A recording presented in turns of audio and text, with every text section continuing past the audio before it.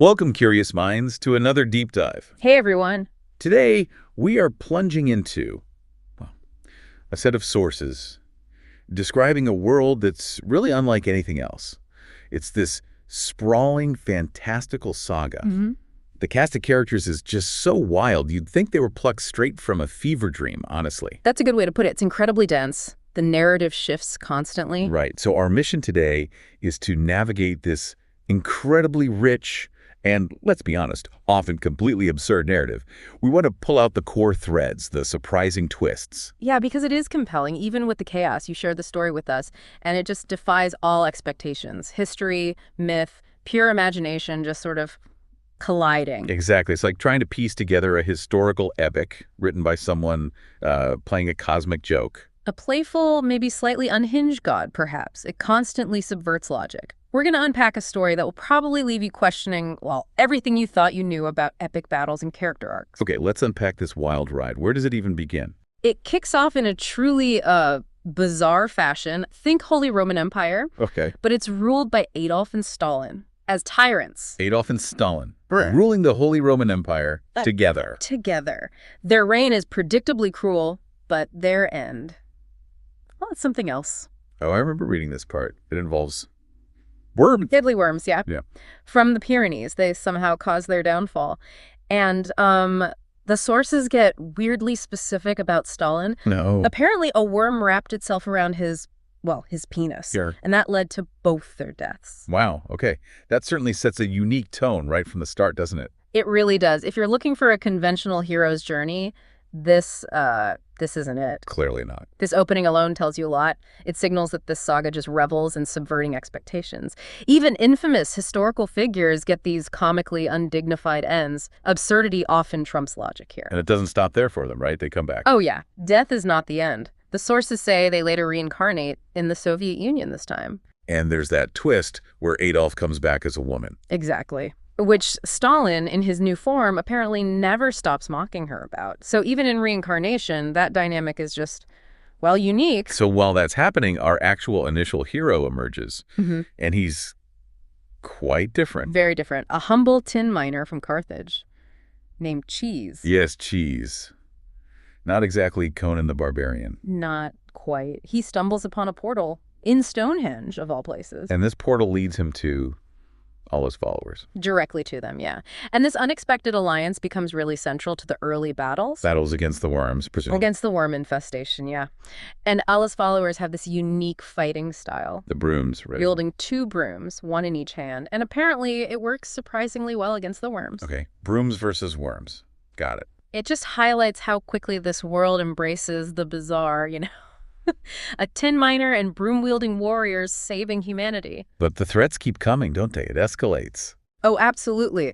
As this early conflict unfolds, new threats pop up from equally unexpected places. Like Tutankhamun. Yeah, the pharaoh. He rises from the only pyramid left standing after this huge Nile flood, which, by the way, apparently turned the Sahara into a massive oasis. Right, another casual world-altering event. And then there's the Minotaur. A female minotaur, specifically, from Crete, and she makes quite an entrance. Understatement. She drops a nuclear bomb on North America. She does, and this devastating act, in turn, just unleashes more of those deadly worms. Of course it does. So Cheese and Allah's followers are back in action. The stakes just ramp up wildly from page 1. That's a great way to put it.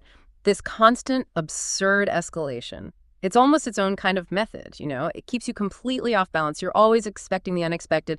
Traditional narrative predictability out the window. So what's next for Cheese? Does he get a power-up or something? Sort of. The saga isn't done with him. His journey takes another turn. He goes on a quest for an ancient crystal ball. Also hidden under Stonehenge. Seems like a popular spot. It seems to be a nexus, yeah. This crystal ball promises immense power. And it's during this time he gets a really crucial ally, Enheduanna. And Edwana, the ancient Sumerian priestess and poet. That's the one, reincarnated. And she has a message from the gods. Naturally. Reincarnated Sumerian priestesses, crystal balls. The lore just keeps layering on. She joins Cheese, and they go looking for a sword of pure light in Africa, an artifact supposed to destroy even the most powerful magic. Like a classic quest item. Which sets the stage for this huge battle for the world's fate. And where else would it begin but the ruins of ancient Troy? Of course. Makes perfect sense in this context. But as the heroes get stronger, A new adversary rises, a really formidable one, the Black Order. led by this mysterious figure, Shadow, or Sgina. Gina, yeah, Shadow. His reign of terror apparently begins in the ruins of Babylon. Brings a real dark age onto the world. So we shift from these chaotic, almost random threats like worms to something more organized and evil. Exactly, a more centralized, menacing evil. But even then, hope emerges through the next generation. The young heroes. We get introduced to Tarek, a young warrior studied under both Cheese and Enheduanna, Okay. and Arya, a prophetess from the lost city of Atlantis. Atlantis, naturally. Yeah. So they rise up to fight the Black Order. They do. They embody this renewed fight against Jejena and his forces. And isn't there a prophecy involved here? Something Arya heard? Yes, a prophecy from Delphi. It went something like, between light and shadow, a child will be born who will bring an end to their parents. Ominous. And Tarek and Arya, they have a son. They do. And in honor of the original hero, they name him Cheese. Cheese is the second, okay. And young Cheese seems to fulfill that prophecy. He sacrifices himself to save his parents, Tarek and Arya. Wow, that's heavy. An act of immense love and courage. But then something huge happens, right? The magic. That's the massive shift. This sacrifice has this monumental, completely unforeseen consequence. It triggers the end of all magic in the world. All of it. Gone. Just like that. Gone. The sources say all the world's magic was consumed in the act of reviving the original, Old Cheese. So old Cheese comes back, but magic goes away. What does that even mean for this world? It means the universe fundamentally changes. Characters now have to rely on totally new forms of power, ingenuity, technology, maybe. But magic, off the table. But this comes at a terrible cost for Tarek and Arya, doesn't it? A tragic cost. The strain of, well, whatever happened, maybe the magical backlash is too much. They die from heart strain. Heart strain after surviving so much. And didn't we learn their previous death was just an illusion? Exactly. The irony is brutal. They survive illusions only to die from the strain of actual resurrection magic, even if it wasn't aimed at them. So the world is reborn. No magic. A new era starts, led by the resurrected old Cheese and the young Cheese, Tarek and Arya's son. Humanity has to adapt. Knowledge, tech, sheer will, that's the new currency, not spells. It's almost like the sources are saying, look, even the fundamental rules here can just change, vanish, leaving this power vacuum. Ripe for the truly absurd to fill, and believe me, it does. Oh, I believe you. Just when you think maybe things might stabilize. Chaos erupts again, a completely new force. Ka-Ka Klonz. Ka-Ka Klonz, the evil clown. The evil clown. And a former servant of this entity called Brain Rot. Brain rot, what was that? Apparently, Brain Rot controlled minds through these viral, almost hypnotic Skibidi toilet melodies. Yes, that's Skibidi toilet, the internet thing. Wait, Skibidi Toilet is a mind-controlling entity in this saga. Okay, sure, why not? And Ka-Ka Klonz somehow gets Skibidi powers from this association. But crucially, they're not linked to magic. So the end of magic didn't affect him. Doesn't seem so. These powers let him manipulate space and time. He's essentially weaponized internet absurdity. That's terrifying, actually. How does his rise begin? Brutally. He actually kills Tarek and Arya this time. No illusions. Sends their souls flying off to the Andromeda galaxy. Just banishes their souls. Wow. And at that kind of power vacuum, the world just fragments. Completely shatters, leading to all these new nations forming. Each one reflecting its leader, right? Some Yeah. sound. Predictable, maybe. Some do. You get Adolphija, founded by Adolf in Eastern Germany, pure military state, Makes sense. and Staljanova Zemja, Stalin's land in Siberia. Industrial military complex, again, fits the profile. But others are more unexpected. Definitely. Cheesegrad, founded by young Cheese in Central Europe, becomes the symbol of knowledge. A beacon of learning, okay. Creontija, near Greece, founded by this wise old man Creont, focuses on wisdom.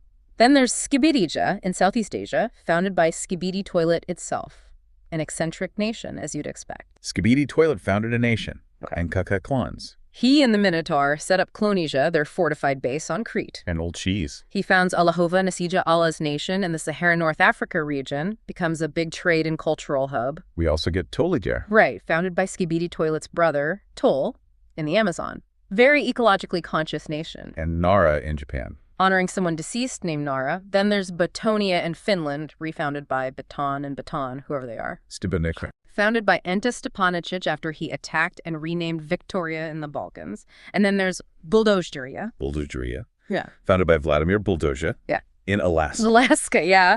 A chaotic, unpredictable place, known for having basically no clear rules, and Vladimir's heavy use of steroids. Steroids, right. This proliferation of states isn't just lines on a map, is it? No, it really highlights a world desperately trying to find new identities, often shaped entirely by the very personalities, often the chaotic ones, that emerged from the ashes. And Ka-Ka Klonz doesn't just sit on Crete, does he? Not at all. He demonstrates his power quickly, single-handedly conquers Nara, renames it Klonzija, just takes it. And the Minotaur does something horrific. Yeah, his ally, the Minotaur, drops another nuclear bomb, this time on Hiroshima. Hiroshima, oh man, that just underlines the brutal stakes. It's not just absurdity, there's real horror mixed in. Absolutely. This global fragmentation, these bizarre nations, it just sets the stage for even more conflict and weirder alliances. Okay, so part 4, unholy alliances, resurrections, and pop culture collisions. Buckle up. First, massive betrayals come to light. Skeevy Toilet. Turns out he was corrupted by Ka-Ka Klonz. Ah, so Skibidija wasn't truly independent. Doesn't seem like it. And Tutankhamun, the pharaoh, he was a spy for Ka-Ka Klonz the whole time. Wow, so his loyalty was never really to his own nation. That's deep intrigue. Reveals this whole layer of insidious manipulation happening behind the scenes, and then Jinnah returns. Shadow, he's back again. Back again, but now he's known as Sexy Shanna. Sexy Shanna. Seriously. And the sources say he conquers Nepal purely through his charisma and attractive physique. He conquers a country by being hot. Apparently establishes this weird blend of authoritarian rule and just adoration from his subjects. Yeah. So yeah, he died, he's back, he's sexy, and he's a world power again. Okay, this narrative really commits to his choices, doesn't it? But wait, you mentioned pop culture. Oh, it gets wilder. Pop culture characters just appear, burst onto the scene. Like who? Darth Vader. The Darth Vader. Goes up, has an epic duel at Stonehenge. Stonehenge again? Where he kills Indiana Jones. With his lightsaber. Yeah, not Indy. Okay, wow.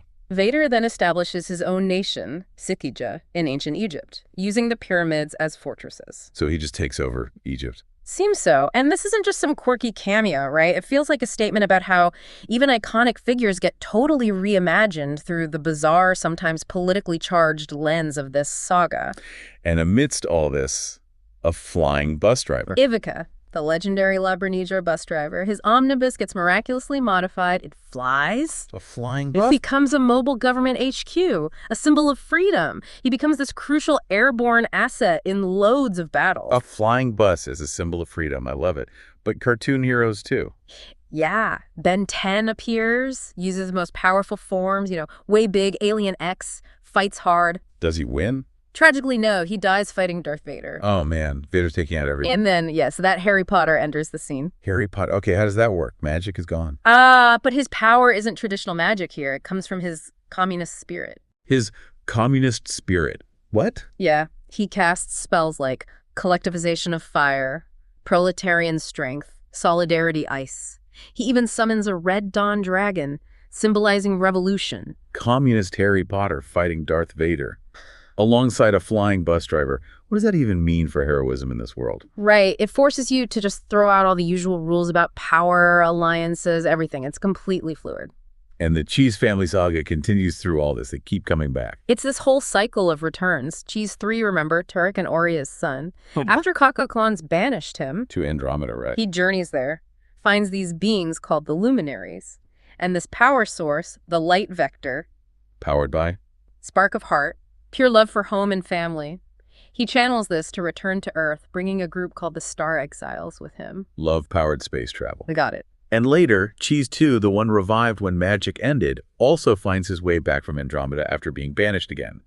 At one point, he even gets help from Darth Vader's astral form. Vader helped Cheese. Okay, this is a complex. It's this recurring theme, isn't it? Being cast out, finding a way back. Like the universe or the narrative just keeps pulling the Cheese dynasty back into the chaos. Now let's pivot to Vladimir Bulldozer. You mentioned him earlier. His path gets pretty dark, right? Very dark and peculiar. He encounters this woman, Mira, at a market in the ruins of Lyurnija. The place Ervika's bus is from. Yeah. He initially buys her to be his partner, but then his dominant nature just takes over, makes her his slave. That's grim.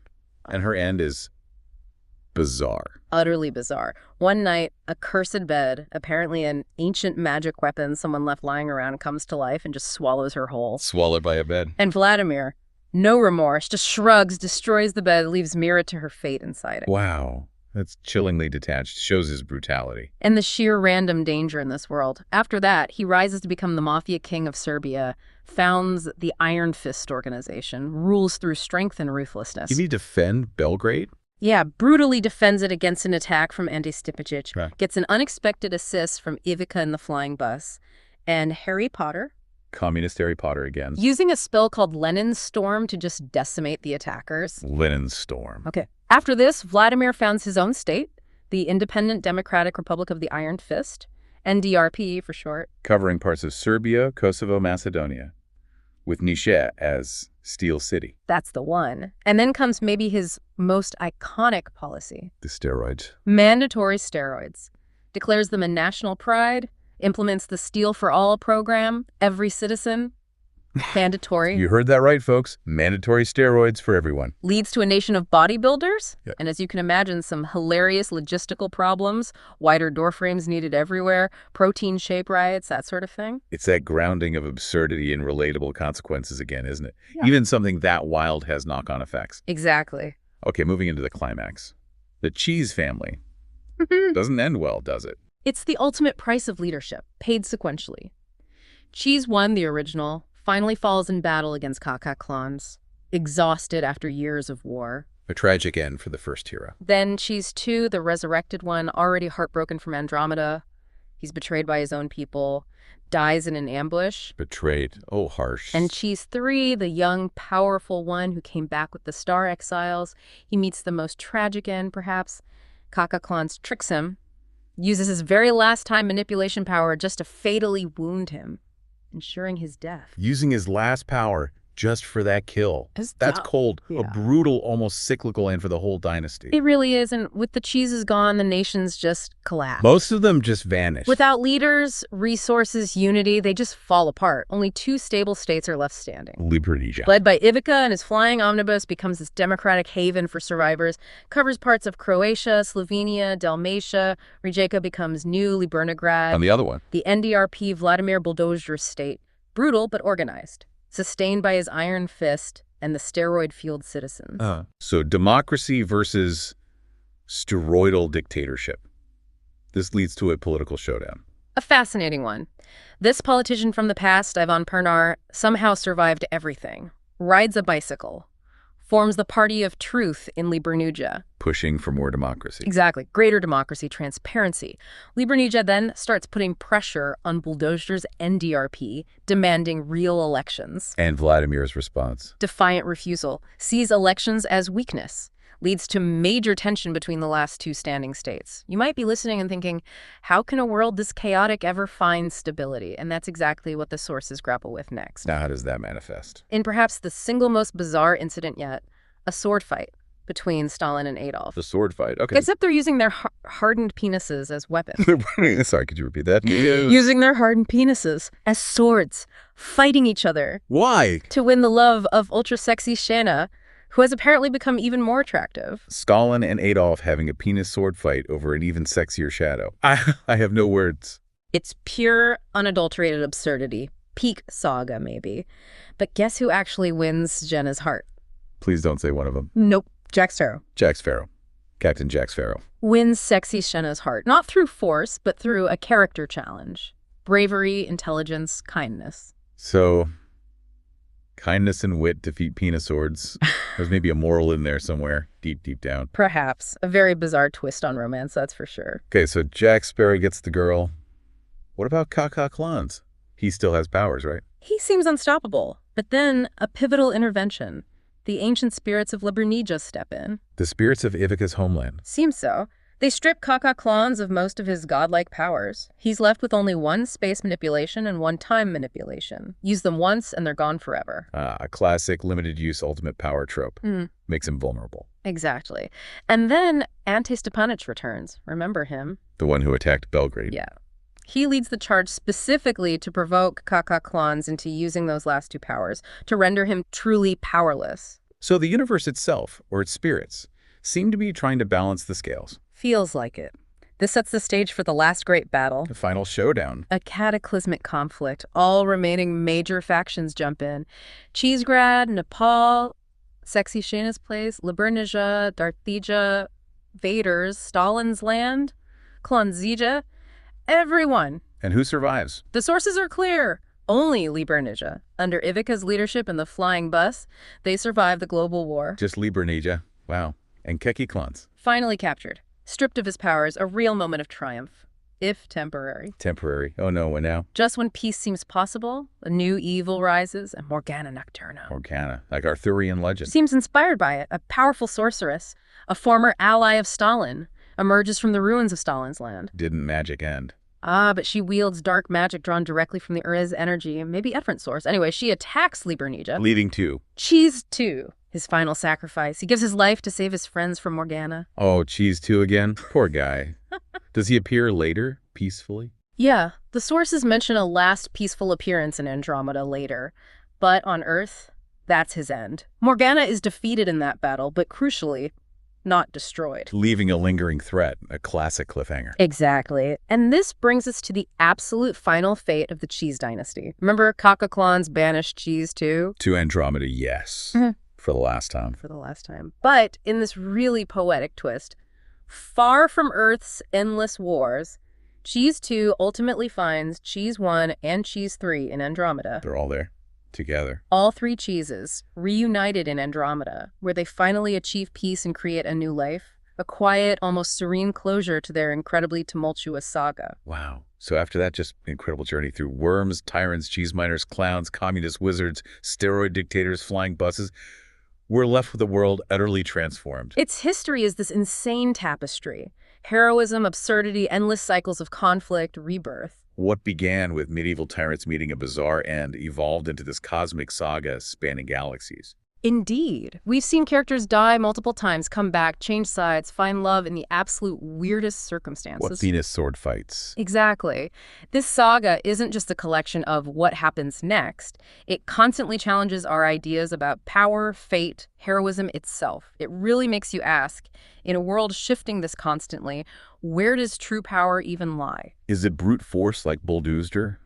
Charisma like Sexy Sheena? The weird powers of Ka-Ka Klonz? Or something else? Or is it maybe just the sheer will to keep going, to adapt like Ivica, even when reality itself seems to be making up the rules as it goes along? So, for you, our curious listener, maybe consider this. If a world this wild, this chaotic, can somehow endure, finding its own bizarre forms of stability and struggle, what does that say about resilience? About the spirit surviving even in the most outlandish circumstances imaginable? What stands out to you from this deeply strange, deeply entertaining deep dive? And maybe think about what it tells us about the power of imagination itself to create something so utterly unconstrained, yet somehow completely compelling.